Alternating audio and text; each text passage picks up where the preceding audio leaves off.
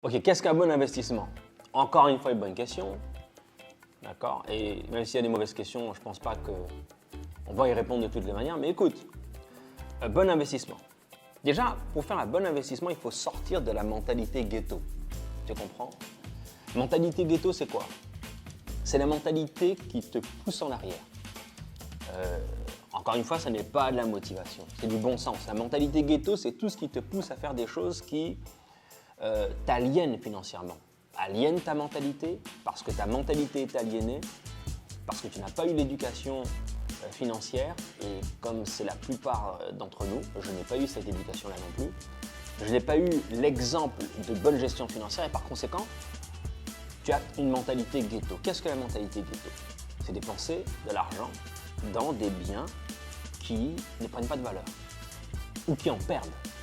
Si encore ces biens en gardaient de la valeur, ça serait un minimum parce que par conséquent, ça signifierait que si tu les revends, tu pourrais au moins récupérer l'argent que tu as investi, que tu as dépensé pour pouvoir acheter ces biens. La mentalité ghetto, c'est acheter tous ces biens qui perdent de la valeur, ce qu'on appelle des capital morts, un capital mort. Okay? Un exemple, beaucoup de gens achètent des bagnoles, je vois des bagnoles rabaissées, machin, etc., des voitures, où certains dépensent énormément d'argent à l'intérieur, mais au final, c'est un capital mort. La voiture, tu ne pourras jamais la revendre plus cher que le montant que tu as payé parce que c'est un capital mort. Alors, il y a des exceptions à ça, il y a des voitures de luxe. Quand je dis voitures de luxe, c'est des voitures d'exception qui prennent de la valeur. Comme par exemple des voitures exotiques. Je pourrais citer quelques modèles, mais on parlera dans une autre vidéo certainement plus précisément, mais une chose est certaine, c'est que oui, il y a des exceptions, mais généralement, la voiture est un capital mort. Comme par exemple des chaussures. Okay, il y a certaines communautés où voilà, ils ont acheté des chaussures sans arrêt, des chaussures. Je crois qu'il y a des équipementiers là, qu'on connaît bien. Si jamais certaines populations arrêtaient d'acheter leurs chaussures, ils seraient dans les problèmes. Tu comprends? Donc, ouais, c'est bien d'avoir des chaussures, j'aime bien les chaussures aussi, attention, hein, mais attention, si jamais tu achètes plus de chaussures que ton investissement sur des produits qui te rapportent de l'argent, là, il y a un problème. Donc une chose est certaine, c'est qu'il faut sortir de cette mentalité ghetto, ça c'est capital. La mentalité ghetto, comment tu l'obtiens? Comment tu l'as? Okay. Bah, c'est clair, on grandit dans un environnement où tu penses ghetto. Tu regardes des choses ghetto. Regardez, quand vous allez sur l'Instagram, regardez le nombre de choses ghetto qu'on voit. Tu comprends? Les choses ghetto qu'on voit. Des gens habillés d'une certaine façon où tu te dis, bah attends, c'est à ça que je dois ressembler. Mais en fait, c'est totalement ghetto. C'est ghetto. Hein? Des dépenses qui n'ont rien à voir avec la réalité. Donc, on a la mentalité ghetto par rapport au fait qu'on a grandi dans un contexte et par rapport à ce qu'on regarde. Aussi, il y a toutes ces séries, ces films, etc. Attention, il y a des trucs corrects, hein, mais il y a plein de choses qu'on voit. On est influencé au niveau de sa mentalité par des choses qu'on regarde et ça va enchaîner la mentalité ghetto. En fait, tout ce qui est supposément cool, souvent est ghetto. Et on peut être cool. Attention, j'aime aussi la coolness, mais pas en dépit du bon investissement financier. Donc, qu'est-ce qu'un bon investissement maintenant? Pas compliqué. C'est là où tu peux avoir un retour sur cet investissement. Sinon, c'est un mauvais investissement. Alors, on est tous obligés de rouler en voiture. Tu vas dire, ouais, certains cas oui, certains cas non. Bon, si tu es obligé de rouler en voiture, ben, essaie d'acheter une bagnole qui a déjà fait en sorte de prendre le coût de la dépréciation.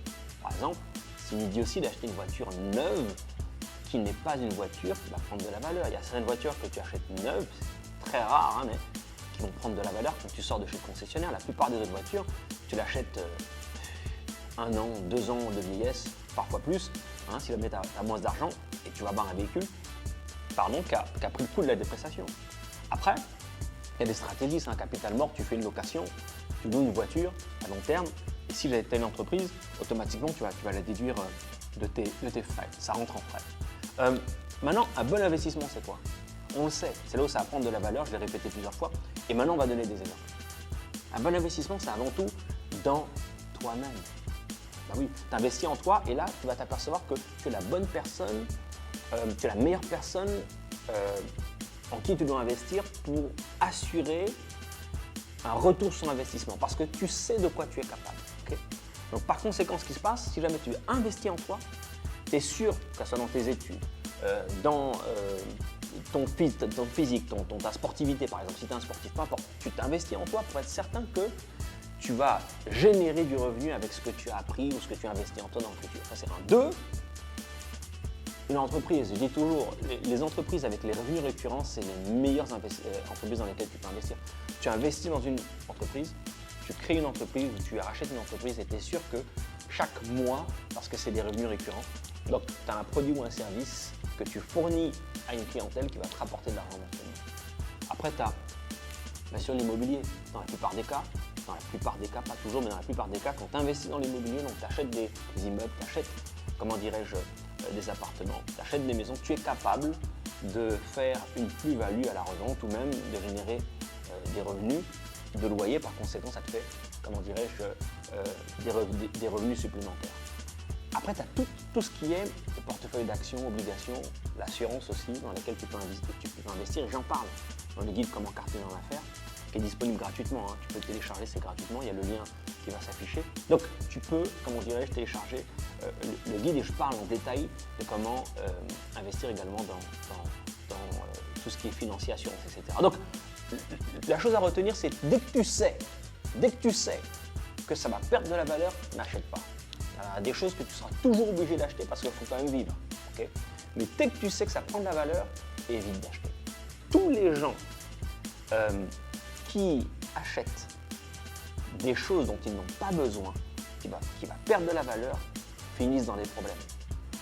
Quelqu'un de bien connu, il disait que si tu achètes des choses dont tu n'as pas besoin, tu finiras par vendre des choses dont tu as besoin pour survivre. Voilà le dernier mot. Investis bien.